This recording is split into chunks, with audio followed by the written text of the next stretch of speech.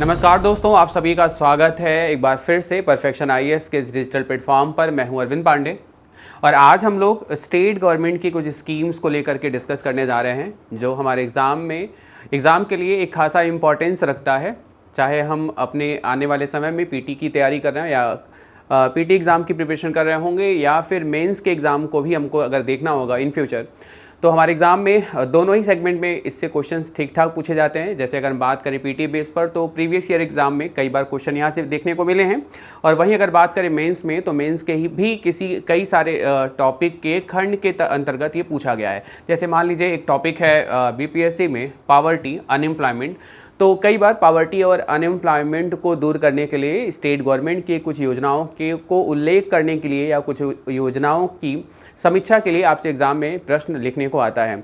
तो ये दोनों ही एग्जाम के लिए मोस्ट इंपॉर्टेंट है। शुरू करते हैं आज का अपना सेशन, और आज के सेशन का जो हम लोग का टॉपिक है वो है बिहार सरकार की योजनाएं, यानी स्कीम्स ऑफ स्टेट गवर्नमेंट।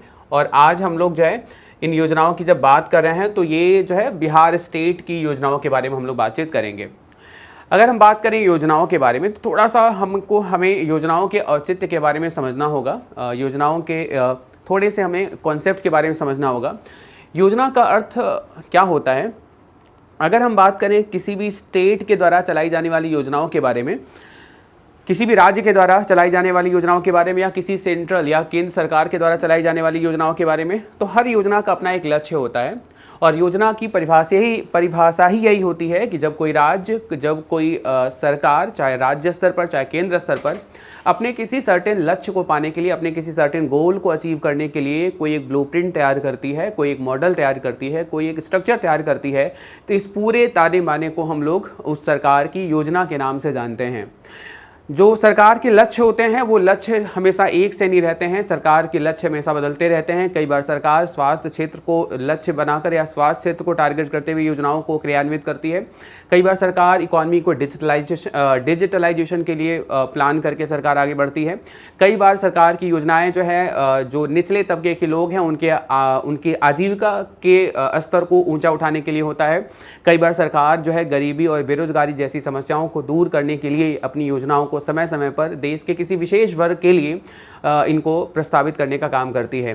तो आज ऐसे ही हम लोग बिहार की कुछ ऐसी योजनाओं के बारे में डिस्कस करने जा रहे हैं जिनसे आने वाले समय में बिहार का भविष्य तय होता है। बिहार के जो निचले तबके के लोग हैं, जो मिडिल क्लास के लोग हैं, उनके लिए सरकार की क्या योजनाएं काम कर रही हैं राज्य में और इनका क्या इंपॉर्टेंस हमारे एग्जाम में रहता है, इसका पूरा कंप्लीट डिटेल में हम लोग डिस्कस करने जा रहे हैं। तो शुरू करते हैं आज का सेशन। आज के सेशन में हम लोग जो है जिन योजनाओं को कवर करने वाले हैं वो योजनाएं कौन कौन सी हैं। तो सबसे पहले हम लोग कवर करने वाले मुख्यमंत्री युवा उद्यमी योजना एवं महिला उद्यमी योजना। दूसरा हम लोग का जो प्लान होगा या दूसरा हम लोग की जो योजना है या स्कीम है गरीब कल्याण रोजगार योजना है। तीसरी योजना है मुख्यमंत्री वृद्धजन पेंशन योजना। तीसरी योजना है स्टूडेंट क्रेडिट कार्ड योजना, कुशल युवा कार्यक्रम, बाल हृदय योजना। इसके अलावा बात करें तो घर तक फाइबर योजना 2020 बड़ा सुर्खियों में रहा है ये। बाल सहायता योजना, बिहार पत्रकार सम्मान योजना, प्यार का पौधा अभियान। ऐसे ही इन सभी योजनाओं के बारे में आज हम लोग का कंप्लीट डिस्कशन होने वाला है। सो बिना देर किए करेंगे आज के सेशन की शुरुआत। आज के सेशन की शुरुआत में सबसे पहला जो स्कीम हम लोग के सामने है वो है आपका मुख्यमंत्री युवा उद्यमी योजना और महिला उद्यमी योजना। इस योजना के बारे में अगर हम बात करें, थोड़ा सा अगर इंट्रो की बात करें, तो ये योजना कोई बहुत अलग योजना नहीं है। भारत सरकार या सेंट्रल गवर्नमेंट के द्वारा चलाई जाने वाली आत्मनिर्भर भारत जो मॉडल है, उसी मॉडल के आधार पर इस योजना का ताना बाना स्टेट गवर्नमेंट ने बुनने का काम किया है। बात करें अगर मुख्यमंत्री युवा उद्यमी के बारे में या महिला उद्यमी योजना के बारे में, ये कंबाइंड योजना है और इस कंबाइंड योजना की शुरुआत 18 जून सन 2021 में जो है मुख्यमंत्री नीतीश कुमार द्वारा इस योजना का शुभारंभ किया गया, इस योजना को शुरू किया गया। बात करें इस योजना के उद्देश्य के बारे में तो उसका एक सीधा मतलब है, सीधा उद्देश्य है कि देश में स्वरोजगार और देश में स्टार्टअप जैसी योजनाओं को बढ़ावा देने के लिए, यानी जो राज्य का युवा है, जो राज्य की नई पीढ़ी है, उसके द्वारा उसको नौकरी के लिए प्रेरित ना करके उसको अपने पैर पर खड़े होने के लिए स्वरोजगार या आत्मनिर्भर बनाने के उद्देश्य से इस योजना को जो है राज्य सरकार ने इंट्रोड्यूस किया है। बात करिए इस योजना के अंतर्गत क्या लाभ मिलने वाला है इन वर्गों को, तो इन योजना के अंतर्गत युवाओं और महिलाओं को रोजगार के लिए या नया किसी एंटरप्रेन्योरशिप के लिए, नए उद्यमिता के लिए, नए किसी कॉन्सेप्ट्स के लिए, नए किसी उत्पादन यूनिट को खोलने के लिए आपको 10 लाख रुपए तक का लोन स्टेट गवर्नमेंट के द्वारा दिया जाएगा। ये जो 10 लाख रुपए का लोन होगा, ये 10 लाख रुपए का लोन पर आपको 50% आपको क्या मिलेगा, अनुदान मिलेगा। अनुदान का मतलब सब्सिडी मिलेगी आपको। जैसे कि अगर आप 10 लाख रुपए किसी बैंक से अगर आप लेते हैं इस योजना की पात्रता के अंतर्गत, तो आपको 10 लाख में से केवल 5 लाख रुपए का ही भुगतान करना है। 5 लाख रुपए आप जिस बैंक से ले रहे हैं उस बैंक को राज्य सरकार यानी स्टेट गवर्नमेंट 5 लाख रुपए का भुगतान करेगी आपके पक्ष में, यानी आपके तरफ से। तो आपको सिर्फ और सिर्फ इस पर भुगतान केवल 5 लाख रुपए का ही करना है। और ये जो 5 लाख रुपए आपको चुकाने होंगे, इस पर ब्याज सिर्फ और सिर्फ आपको कितना जमा करना है, 1% का, यानी कि न्यूनतम से भी न्यूनतम दर पर आपको यह उद्यमिता के लिए, आपको अपने किसी नए उद्यम को स्टार्ट करने के लिए राज्य सरकार आपको पैसा दे रही है, राज्य सरकार आपको कर्ज दे रही है, और वो मात्र सिर्फ 1% के जो है ब्याज दर पर आपको ये पैसा उधार मिलेगा। बाकी जो 5 लाख रुपए है 1% के ब्याज की दर के साथ आपको 7 वर्षों में, यानी कि एक दीर्घ काल के अंतर्गत आपको पेमेंट करना है। और ये 7 वर्षों में 1% के सिंपल इंटरेस्ट के साथ 84 समान किस्तों में आपको इस योजना के अंतर्गत लिए गए पैसे को आप जो है जिस भी कंसर्न बैंक से आप ले रहे हैं उस पैसे को आप वापस कर सकते हैं। बात अगर करें हम लोग योजना की पात्रता के लिए, तो 18 से 50 वर्ष के बीच के जो है जितने भी लोग हैं जो अस्थायी निवासी हैं राज्य के, वे सारे लोग इस योजना के पात्र हैं, चाहे वो महिला वर्ग है चाहे वो युवा वर्ग हैं। 18 से 50 वर्ष के बीच के अगर आयु के बीच में अगर आप आते हैं तो आप इस योजना के लाभान्वित वर्ग की श्रेणी में आएंगे।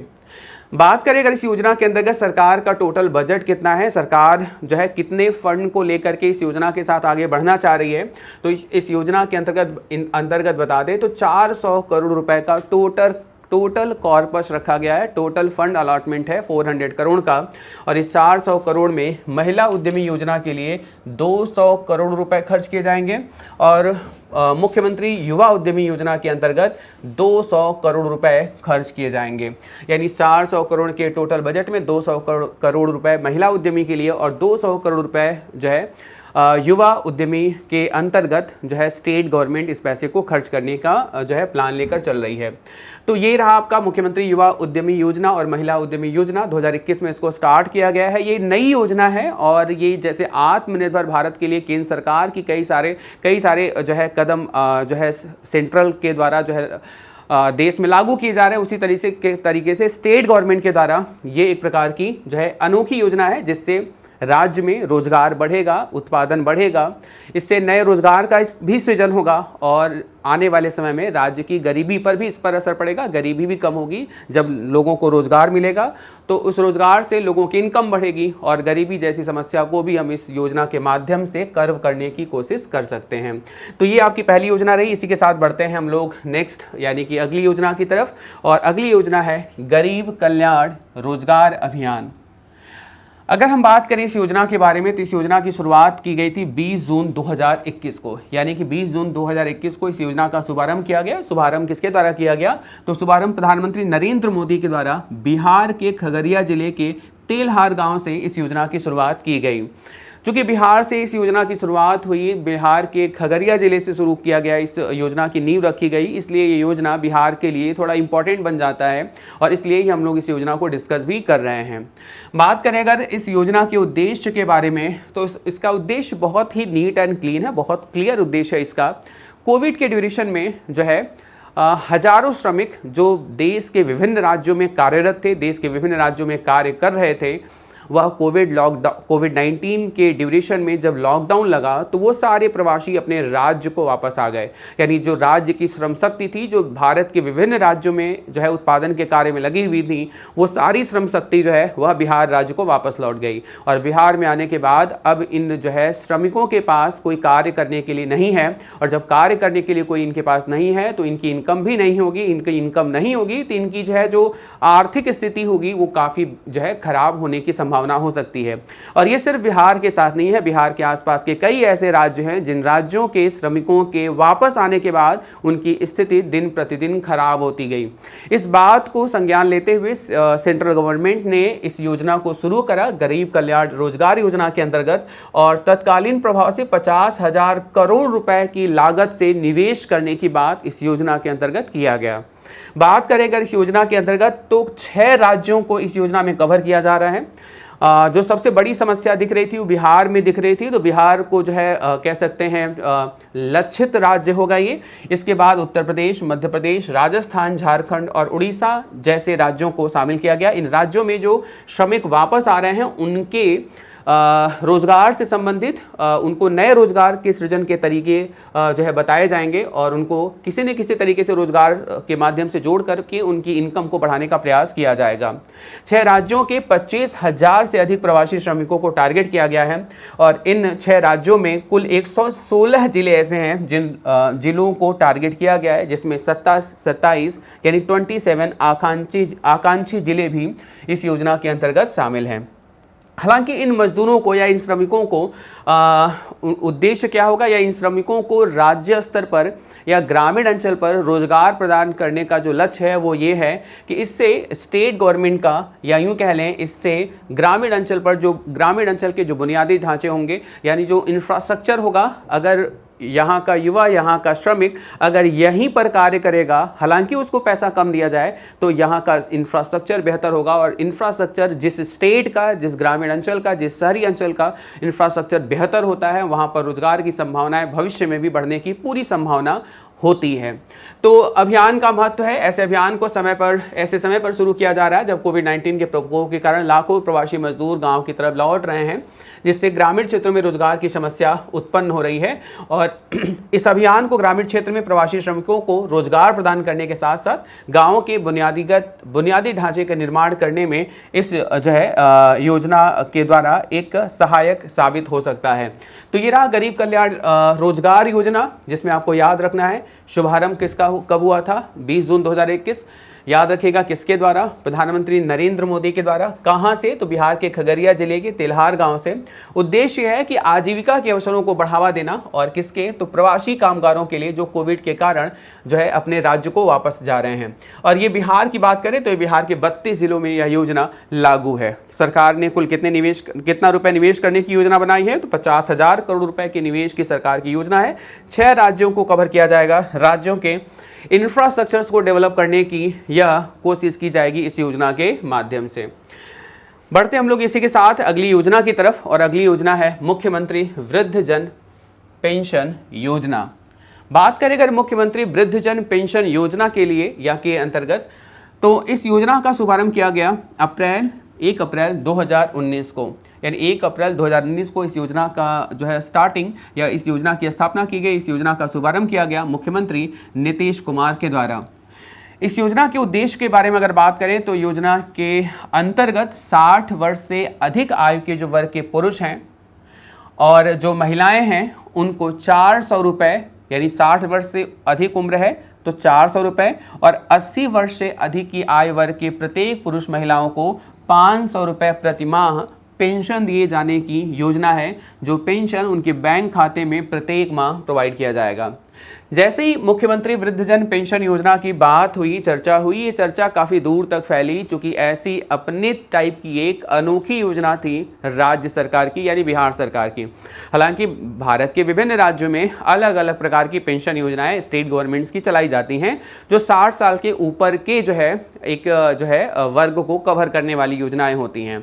लेकिन भारत के जितने भी राज्य हैं उन सभी राज्यों में 60 साल के ऊपर के पेंशन योजना से संबंधित जो नॉर्म्स हैं वो थोड़े अलग अलग, हर राज्य के अपने अपने अलग नॉर्म्स हैं। नॉर्म्स का कहने का मतलब ये होगा कि कहीं आर्थिक रूप से टारगेट किया जाता है, कहीं सामाजिक रूप से, कहीं जातिगत आधार पर होता है। लेकिन बिहार की योजना विशेष क्यों है, यानी कि बिहार की यह मुख्यमंत्री वृद्धजन पेंशन योजना अलग क्यों है? चूंकि वृद्धावस्था पेंशन का लाभ सिर्फ बीपीएल, यानी कि कई सारे राज्यों में ऐसा है जहां बीपीएल परिवार, एससी एसटी, विधवा, विकलांग व्यक्तियों को ही प्रदान किया जाता है। देश में बिहार को छोड़कर किसी अन्य राज्य में ऐसी कोई अनूठी योजना नहीं है जहां सभी वृद्धजनों को इस योजना का लाभ दिया जाए। यानी बिहार में खास इसलिए है क्योंकि बिहार के सभी नागरिकों को, चाहे वो वृद्धजन की बात हो रही हो, चाहे वो बीपीएल परिवार हो, चाहे एससी एसटी हो, चाहे वो दिव्यांगजन हो 60 साल के ऊपर, चाहे वो महिला हो, चाहे वो पुरुष हो, एज केवल 60 साल से अधिक होनी चाहिए। 60 साल से अधिक एज है तो 400 रुपये प्रति माह, और अगर जो है एज 80 साल के ऊपर है तो 500 रुपये प्रति माह राज्य सरकार के द्वारा पेंशन स्वरूप दिए जाएंगे। हालांकि अगर बात करें तो इसमें कवर करने वाले जो लोग हैं या कितने लोगों को कवर करने का सरकार का लक्ष्य है, तो लक्ष्य है इस योजना के तहत करीब 35 से 40 लाख लोगों को कवर किए जाने की योजना है। अभी तक किसी अन्य राज्य या केंद्र सरकार की योजना में शामिल नहीं किया गया है, उन्हें ही इस योजना के लक्ष्य में शामिल किया गया है। इस लाइन का अर्थ क्या होगा, मैं आपको एक छोटे से एग्जाम्पल से बता रहा हूँ। जैसे कि प्रधानमंत्री जन धन योजना सेंट्रल गवर्नमेंट की, केंद्र सरकार की एक बहुत बड़ी जो है महत्वाकांक्षी योजना थी, जिसके अंतर्गत सरकार ने कहा कि हम जो है वित्तीय समावेशन के अंतर्गत देश के प्रत्येक व्यक्ति को बैंक से हम जोड़ना चाहते हैं।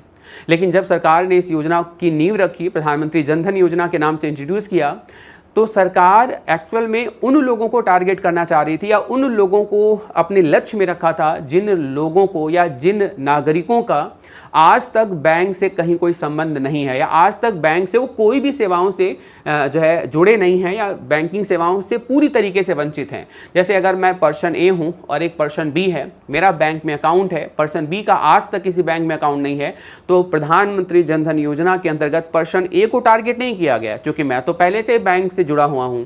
जो टारगेट किया गया वो पर्सन बी को किया गया, क्योंकि वह अभी तक बैंकिंग सेवाओं से काफ़ी दूर है, बैंकिंग सेवाओं से वंचित है।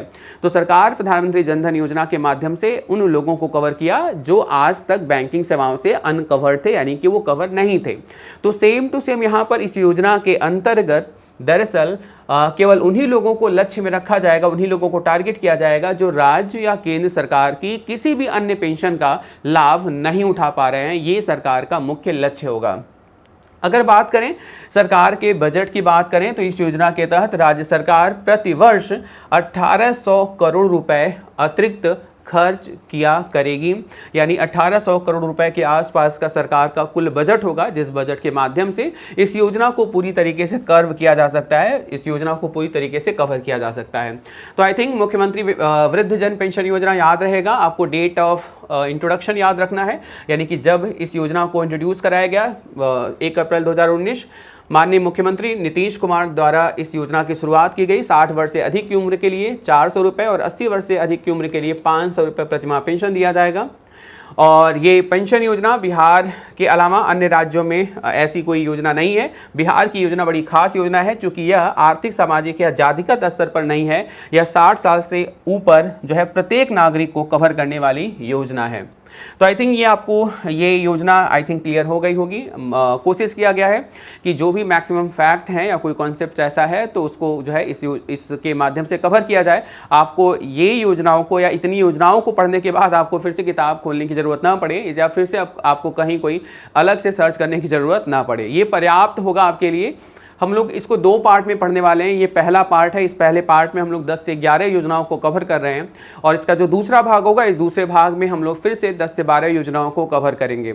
एटलीस्ट जो है 2 से 3 पार्ट में बिहार सरकार की अभी तक की चलाई जाने वाली सभी क्षेत्रों में जितनी योजनाएं हैं उनको हम आने वाले वीडियो लेक्चर के माध्यम से हम लोग इसको पूरा कंप्लीट कवर करेंगे।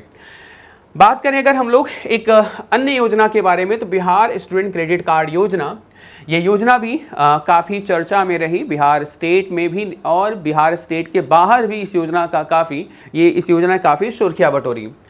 इस योजना की शुरुआत अगर कहें तो इस योजना की शुरुआत की गई 2 अक्टूबर 2016 को गांधी जयंती के अवसर पर इस योजना की शुरुआत की गई। योजना का नाम फिर से बता दें तो योजना का नाम है बिहार स्टूडेंट क्रेडिट कार्ड योजना। अब जैसे इस नाम से ही लग रहा है स्टूडेंट क्रेडिट कार्ड योजना, तो नाम से लग रहा है कि स्टेट गवर्नमेंट की शायद ये कुछ ऐसी योजना है जिस योजना के माध्यम से जो विद्यार्थी है उसको साख की व्यवस्था उसके लिए की जाएगी, यानी उसको उधार देने की सुविधा ये एक प्रकार की मालूम पड़ती है। तो बिल्कुल बात ये सही है। दरअसल जो है बिहार के जो अस्थायी निवासी हैं या अस्थायी रूप से जो निवासी होने का मतलब जो विद्यार्थी अस्थायी रूप से बिहार का ही अगर निवासी है तो इस योजना के माध्यम से बिहार सरकार उच्च शिक्षा के लिए 4 लाख रुपए का ऋण प्रोवाइड करेगी। ये 4 लाख रुपए आपको अगर हम ब्याज की बात करें तो 4% के सिंपल इंटरेस्ट पर ये ब्याज आपको उपलब्ध होगा। हालांकि अगर कोई महिला है या कोई दिव्यांग है या ट्रांसजेंडर की बात करें तो इनको यह लोन 1% के सिंपल इंटरेस्ट पर यह लोन उपलब्ध होगा।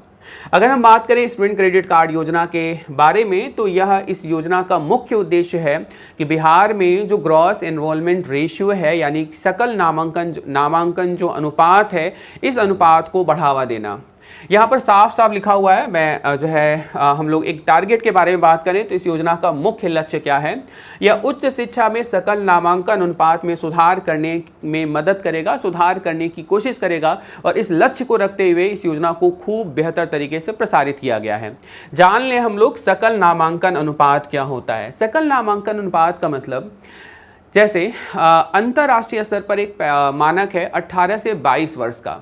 तो जैसे मान लीजिए अगर बिहार में 18 से 22 वर्ष के बीच में अगर 1 लाख विद्यार्थी हैं और इस 1 लाख विद्यार्थी में इंटरमीडिएट के बाद केवल 19% बच्चों ने ही अपनी उच्च शिक्षा के लिए अपना एनरोलमेंट कराया, तो 100 में से 19 बच्चे ही अगर उच्च शिक्षा में एनरोल करा रहे हैं, बाकी जो है वह रोजगार की तलाश में, गरीबी के कारण, किसी अन्य समस्या की वजह से वह उच्च शिक्षा ग्रहण नहीं कर पा रहे हैं, तो हम कहेंगे कि बिहार में जो सकल नामांकन अनुपात है वो 19% है। हालांकि सच बात यह है कि उच्च शिक्षा में बिहार का जो सकल नामांकन अनुपात है वो 19.3% है और ये डेटा हम लोग जो बात कर रहे हैं वो किसका है, बिहार का है। आप मुझे बताइए आपको सकल नामांकन अनुपात समझ में आया कि नहीं समझ में आया। सकल नामांकन अनुपात का मतलब इंटरमीडिएट के बाद कितने ऐसे बच्चे हैं कुल बच्चों की संख्या में, कुल विद्यार्थियों की संख्या में जो अपने आप को उच्च शिक्षा के लिए वह रजिस्ट्रेशन करवा पा रहे हैं, उच्च शिक्षा के लिए इनरोल हो पा रहे हैं, चाहे वो डिग्री कुछ भी हो, कोई मायने नहीं रखता, चाहे वो बीए हो, बीएससी हो, बीटेक हो, एमटेक हो, किसी भी ग्रेजुएशन के प्रोग्राम में इनरोल हो रहे हैं, तो ये जो अनुपात होता है कुल विद्यार्थियों की संख्या में उसे हम सकल नामांकन अनुपात कहते हैं। बिहार का 19.3 है। हालांकि अगर राष्ट्रीय स्तर पर बात करें हम लोग तो यह डेटा 27.3% के लगभग है। यानी कि अगर हम भारतीय स्तर पर बात करें, देश के स्तर पर, राष्ट्रीय स्तर पर बात करें तो इस राष्ट्रीय स्तर से बिहार का जो सकल नामांकन अनुपात है वो काफ़ी कम है और मुझे ऐसा लगता है कि इस योजना के माध्यम से ज़्यादा विद्यार्थी उच्च शिक्षा के लिए अपने आप को इनरोल करवाएंगे और ये ज़्यादा बच्चे इनरोल होंगे तो बिहार का सकल नामांकन अनुपात में भी आने वाले समय में सुधार होने की उम्मीद है। बात करेंगे इस योजना के तहत निम्नलिखित कार्यों के लिए ऋण प्रदान किया जाएगा, यानी कि जो बिहार स्टूडेंट क्रेडिट कार्ड योजना है, इस योजना के माध्यम से सरकार केवल फीस को कवर नहीं कर रही है, केवल स्कूल या कॉलेजों में जमा होने वाले शुल्क को कवर नहीं किया जाएगा। दरअसल इसके माध्यम से आजीविका और उनके शिक्षा पर होने वाले खर्च के लिए भी यह लोन मिलेगा। इसके अलावा उनके शिक्षण हेतु हॉस्टल के जो खर्चे होंगे वह भी इस योजना के माध्यम से कवर किया जाएगा। इसके अलावा अगर हॉस्टल अनुपलब्ध है तो किराए के आवास के लिए भी आपको ये पैसा मिलेगा। यह ऋण जो है उच्च शिक्षा, सामान्य पाठ्यक्रम एवं विभिन्न व्यावसायिक कार्यक्रमों के लिए ही आपको दिया जाएगा। चाहे आप बीए कर रहे हैं, बीएससी इंजीनियरिंग, एमबीबीएस, प्रबंधन या विधि आदि कोई भी ऐसे कोर्स में एनरोल हो रहे हैं तो आप बिहार स्टूडेंट क्रेडिट कार्ड योजना के अंतर्गत 4 लाख रुपए तक के जो है ना क्रेडिट कार्ड योजना का लाभ उठा सकते हैं। आई थिंक ये बात आपको क्लियर हुई होगी और यहाँ तक अगर कोई डाउट नहीं है तो हम लोग बढ़ते हैं अपने अगली योजना की तरफ। तो अगली योजना हम लोग के स्क्रीन पर है। अगली योजना है कुशल युवा कार्यक्रम। ये भी आपके एग्जाम के लिए इंपॉर्टेंट है, कुशल युवा कार्यक्रम। इस योजना की शुरुआत हुई थी 2 अक्टूबर 2016 को। इस योजना की घोषणा राज्य सरकार के 7 निश्चय में से एक आर्थिक हल युवाओं को बल के तहत किया गया था। जो 7 निश्चय प्रोग्राम है स्टेट गवर्नमेंट का, उसी में जो एक पिलर है उसका नाम था आर्थिक हल युवाओं को बल। इसी के अंतर्गत इस योजना की शुरुआत की गई थी। योजना है कुशल युवा कार्यक्रम। इस कुशल युवा कार्यक्रम का एक ही लक्ष्य है कि राज्य के युवा को कुशल बनाना, यानी स्किल बनाना, उसके अंदर कौशल का विकास करना, उसके अंदर स्किल का डेवलपमेंट करना। वो स्किल का डेवलपमेंट हो सकता है कंप्यूटर ज्ञान से संबंधित हो सकता है, जो कुछ बुनियादी जो है उसकी ज़रूरतें हैं, जैसे कि कई सारे सेक्टर, प्लम्बरिंग हो गया, इलेक्ट्रीशियन हो गया, फीटर हो गया। इसके अलावा जो है बात करें अगर हम लोग, तो महिलाओं के लिए ब्यूटिशियन के कोर्स हो गए, सिलाई कढ़ाई बुनाई के कोर्स हो गए। तो ये पुरुषों और महिलाओं के लिए बराबर स्तर पर, यानी कि युवा या युवतियों के लिए बराबर स्तर पर उनकी कौशल को जो है बेहतर करने के लिए इस योजना की शुरुआत की गई। नाम है कुशल युवा कार्यक्रम। बात करें अगर बिहार में ये किसके द्वारा शुरू किया गया, इसका डिपार्टमेंट क्या है, तो हम कहेंगे कि बिहार स्किल डेवलपमेंट मिशन के द्वारा इस योजना की शुरुआत की गई। जो लाभार्थी हैं इस योजना के अंतर्गत, जो लोग इनरोल हो सकते हैं, उनकी एज जो है वो 20 से 25 वर्ष की होनी चाहिए। 20 या 25 वर्ष की आयु के वर्ग के जो बेरोजगार युवा युवतियां हैं, वे इस योजना के जो है हिस्से में या इस योजना के अंतर्गत शामिल हो सकते हैं। इसके अलावा एक उपबंध और भी दिया हुआ है कि अगर कोई जो है स्टूडेंट, कोई विद्यार्थी 20 से 25 आयु वर्ग के बीच में है और वो अनुसूचित जाति और अनुसूचित जनजाति से बिलोंग करता है, तो उसके लिए जो एज की सीमा है वो 30 वर्ष है। और वहीं पर ओबीसी के लिए जो सीमा रखी गई है वह 28 रखी गई है। और इसका लाभ सभी सुगम उम्मीदवारों को रोजगार क्षमता को बढ़ाएं या रोजगार क्षमता के लिए या उनके अंदर रोजगार पाने की क्षमता को विकसित करने के लिए इस योजना का मुख्य लक्ष्य है। योजना का नाम फिर से बता दें तो योजना है आपका कुशल युवा कार्यक्रम। तो आई थिंक ये बात आपको क्लियर हो गया कि जो है स्टेट राज्य सरकार में या राज्य सरकार के द्वारा राज्य सरकार के युवाओं को स्किल करने की यह योजना है। इसके माध्यम से राज्य सरकार जो है उनको रोजगार परक शिक्षा देगी, जिसके माध्यम से वह रोजगार खोजने में या नए रोजगार के सृजन करने में उनके लिए जो है उनका जीवन आसान हो जाए। तो कुशल युवा कार्यक्रम हो गया। बढ़ते हैं अगले योजना की तरफ। अगली योजना है बाल हृदय योजना। बाल हृदय योजना की बात करें तो इसका शुभारंभ किया गया है 1 अप्रैल 2021 को। इस योजना को मुख्यमंत्री नीतीश कुमार के द्वारा जो है लॉन्च किया गया है। और ये आत्मनिर्भर भारत के 7 निश्चय 2 जो है 7 निश्चय जो दूसरा जो है भाग स्टार्ट हुआ था, इसके अंतर्गत एक पिलर था। उसका पिलर का नाम है सबके लिए अतिरिक्त स्वास्थ्य सुविधा के तहत इसको शुरू किया गया है।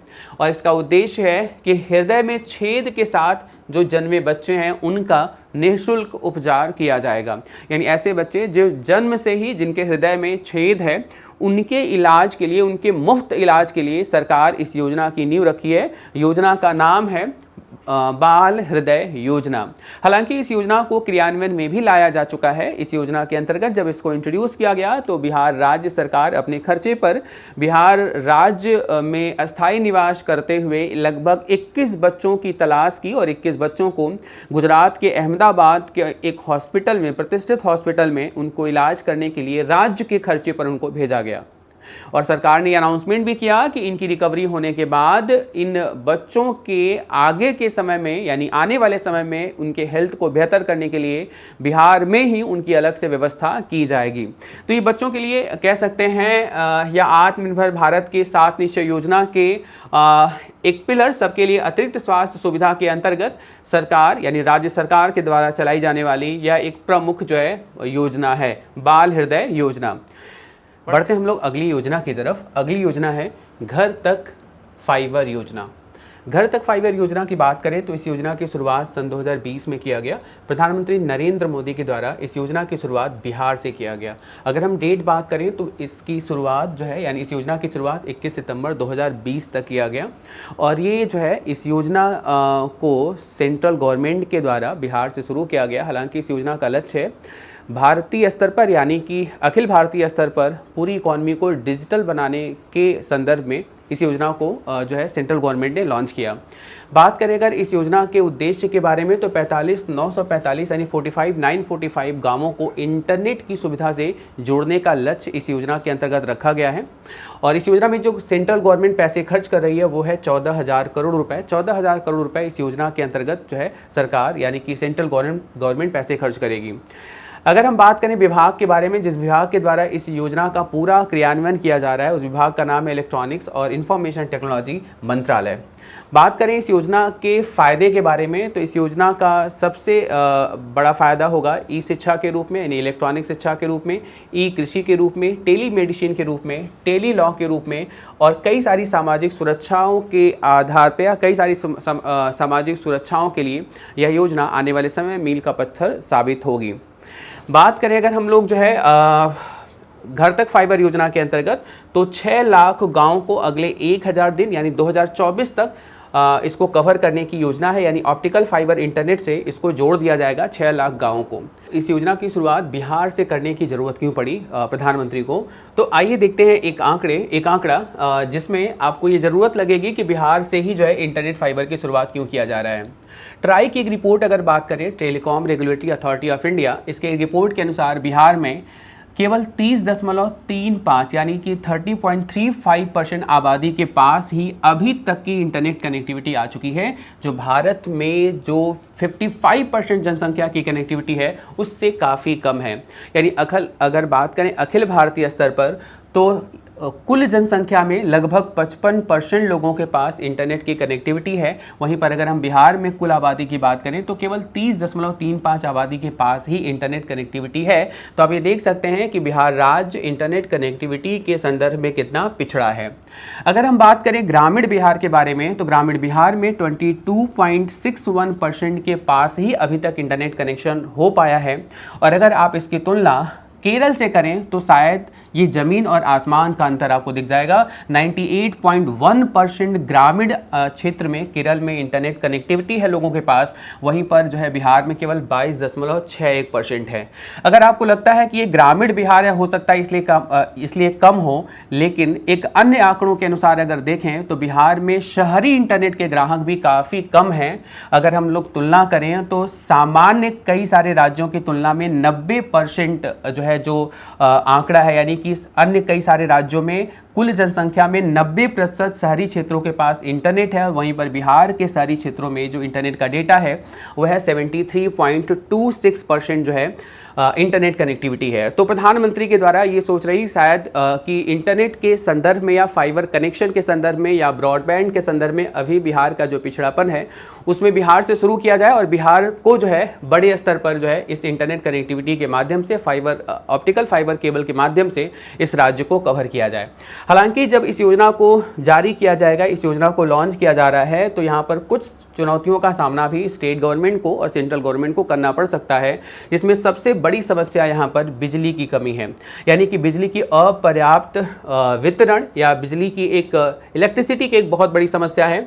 इसके अलावा बात करें उपकरणों की विफलता, उपकरणों की चोरी और दोषपूर्ण फाइबर जो है यह आने वाले समय में राज्य सरकार और केंद्र सरकार के स्तर पर सरकार को चुनौतियों का सामना करना पड़ सकता है। तो ये हम लोग की कह सकते हैं घर तक फाइबर योजना आपके एग्जाम के लिए इंपॉर्टेंट योजना रहा और कई सारे एग्जाम में यहाँ से क्वेश्चन पूछा जाता रहा। कुछ फैक्ट्स भी हैं जिनको आपको याद रखना है। जैसे आपको फैक्ट याद रखना है, ये योजना कब से शुरू किया गया, किसके द्वारा शुरू किया गया, कहाँ से शुरू किया गया, इसकी लागत याद रखिएगा, कितने जो है गाँव को कनेक्ट किया जाना है और ये कब तक लक्ष्य है ये भी याद रखिएगा। यानी कि ये लक्ष्य कब तक जो है इसको कवर कर लेना है, इस ऑप्टिकल फाइबर इंटरनेट से जोड़ दिया जाएगा 2024 याद रखिएगा। जिस विभाग के द्वारा इसकी पूरी जिम्मेदारी है वो है इलेक्ट्रॉनिक्स एंड इंफॉर्मेशन टेक्नोलॉजी मंत्रालय। बात करें अगर हम लोग अगले योजना के बारे में तो अगली योजना है बाल सहायता योजना। बाल सहायता योजना की बात करें तो इस योजना का शुभारंभ 30 मई 2021 को माननीय मुख्यमंत्री नीतीश कुमार के द्वारा इस योजना की शुरुआत की गई, इस योजना की नींव रखी गई। इस योजना का जो उद्देश्य है वह उद्देश्य है कि इस योजना के माध्यम से सभी बच्चे जिनके माता पिता की कोरोना वायरस के संक्रमण के कारण मृत्यु हो गई थी, 18 वर्ष के होने तक इनको 1500 रुपये प्रति माह की आर्थिक सहायता प्रदान की जाएगी। अगर हम बात करें इसके अलावा वे सभी बच्चे जिनके अभिभावक भी नहीं हैं तो उनकी देखभाल जो है बाल गृह में, अगर अनाथ बच्चियों का मैटर है या अनाथ बच्चियां हैं, उनके भी ऐसी बच्चियां जिनके अभिभावक भी नहीं हैं तो उनका रजिस्ट्रेशन कस्तूरबा गांधी आवासीय विद्यालय के माध्यम से कराया जाएगा। नामांकन के साथ साथ यानी उनकी शिक्षा के साथ साथ सरकार उनके आवासीय, उनके आजीविका स्तर को भी ध्यान रखने का काम करेगा। उनकी आजीविका को भी जो है सरकार जो है फोकस करने का काम करेगा। अगर हम बात करें मुख्यमंत्री बाल सहायता योजना के उद्देश्य के बारे में तो कोरोना वायरस संक्रमण के कारण अनाथ हुए बच्चों की आर्थिक सहायता जो है प्रोवाइड करना, और इसके अलावा जो हो ऐसे बच्चे जो आर्थिक तंगी से गुजर रहे हैं उनको एक प्रकार की उनके जीवन स्तर को उठाने के लिए राज्य सरकार की यह एक जो है कोशिश है, राज्य सरकार की यह एक योजना है, बाल सहायता योजना। तो बढ़ते हम लोग अगली योजना की तरफ। अगली योजना है बिहार पत्रकार सम्मान योजना। बिहार पत्रकार सम्मान योजना की बात करें तो इस योजना का शुभारंभ स्टेट गवर्नमेंट ने 13 फरवरी 2019 से किया, और इस योजना के अंतर्गत 20 वर्ष तक पत्रकारिता का अनुभव रखने वाले पत्रकारों को 6,000 रुपये मासिक पेंशन यानी प्रति माह पेंशन दिया जाएगा। लेकिन शर्त यह है कि यह पेंशन 60 साल के बाद दिया जाएगा, यानी कि 60 साल की उम्र को क्रॉस अगर आप कर लेते हैं और लगभग आपको पत्रकारिता के क्षेत्र में 20 वर्ष का अनुभव है तो जो है स्टेट गवर्नमेंट के द्वारा आपको 6,000 रुपये प्रति माह का पेंशन जो है दिया जाएगा। और इस योजना का नाम है बिहार पत्रकार सम्मान योजना। हालांकि इस योजना में बस इतनी बातें याद रखेंगे आप, इससे ज़्यादा क्वेश्चन नहीं पूछा जाएगा। जितनी भी योजनाएं हैं जो डेटा पूछा जा सकता है उन सभी डेटा को लगभग हमने जो है इसमें मेंशन कर दिया है। इतनी डेटा को पढ़ने के बाद या इतने टॉपिक को पढ़ने के बाद मुझे लगता है आपको अलग से गूगल सर्च या अलग से आपको किताबों में पढ़ने की ज़रूरत नहीं पड़ेगी। बढ़ते हम लोग अगली योजना की तरफ। अगली योजना, और ये हम लोगों की जो है अंतिम योजना भी होगी, प्यार का पौधा अभियान। शॉर्ट है, बहुत ज़्यादा इसमें डिटेल नहीं है। 14 फरवरी 2020 को स्टेट गवर्नमेंट के द्वारा इस योजना की शुरुआत की गई। पटना में बिहार सरकार के पर्यावरण और वन विभाग के द्वारा प्यार का पौधा अभियान की नींव रखी गई। प्यार का पौधा अभियान शुरू किया गया। इस योजना का उद्देश्य ये है कि पर्यावरण की सुरक्षा के लिए पेड़ लगाने की प्रथा को राज्य स्तर पर प्रमोट किया जाए। स्टेट गवर्नमेंट इसको प्रमोट करे, जन जन तक अपनी बात को पहुंचाए। और इस योजना के अंतर्गत जो पर्यावरण विभाग है वो लोगों से अपील कर रहा है कि आप अपने करीबी लोगों को अगर उपहार देना चाहते हैं तो उपहार में आप पौधे दें, और अगर उपहार में पौधे देते हैं तो ये चलन बढ़ेगा और जो है लोगों की जो है जो जिम्मेदारी होगी पर्यावरण के प्रति या पेड़ लगाने की जो प्रथा होगी हम उसको जो है आगे बढ़ा पाएंगे और उसमें हम बेहतर कर पाएंगे। पर्यावरणीय सुरक्षा को ध्यान में रखते हुए बिहार स्टेट के द्वारा या बिहार राज्य सरकार के द्वारा इस योजना की शुरुआत की गई। योजना का नाम है प्यार का पौधा अभियान।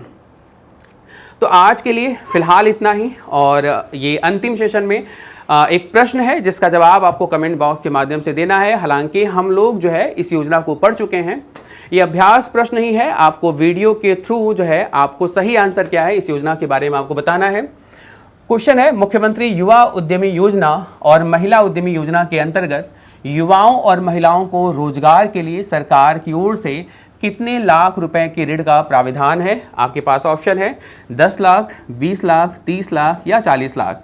सही आंसर जो है आपको वीडियो के नीचे कमेंट बॉक्स में आप अपने आंसर को दे सकते हैं, और इस योजना के बारे में अगर आपके पास कुछ और या कुछ एडिशनल जानकारी भी है तो वो भी आप इस योजना उस कमेंट बॉक्स के माध्यम से आप लिख सकते हैं। एक और प्रश्न है, और प्रश्न है बिहार स्टूडेंट क्रेडिट कार्ड योजना के अंतर्गत निम्नलिखित में से क्या असत्य है, क्या ट्रू नहीं है? आपके पास ऑप्शन है उच्च शिक्षा के लिए 10 लाख रुपए का ऋण दिया जाएगा। दूसरा ऑप्शन है मात्र 4% की सरल ब्याज की दर पर आपको ये लोन मिलेगा। तीसरा है महिला, दिव्यांग और ट्रांसजेंडरों के लिए इस लोन पर जो ब्याज का प्रतिशत है वो मात्र 1% की दर से आपको कर्ज दिया जाएगा, या उपरोक्त में से कोई सत्य नहीं है। जो सही आंसर होगा कमेंट बॉक्स के माध्यम से आप अपने आंसर को लिख सकते हैं। हालांकि अगर हम लोग बात करें, ये तो पीटी के बिहार पर या पीटी के पॉइंट ऑफ व्यू से इंपॉर्टेंट हो सकता है, एमसीक्यू बेस्ड क्वेश्चन ऐसे बनते हैं और बनते ही रहे हैं।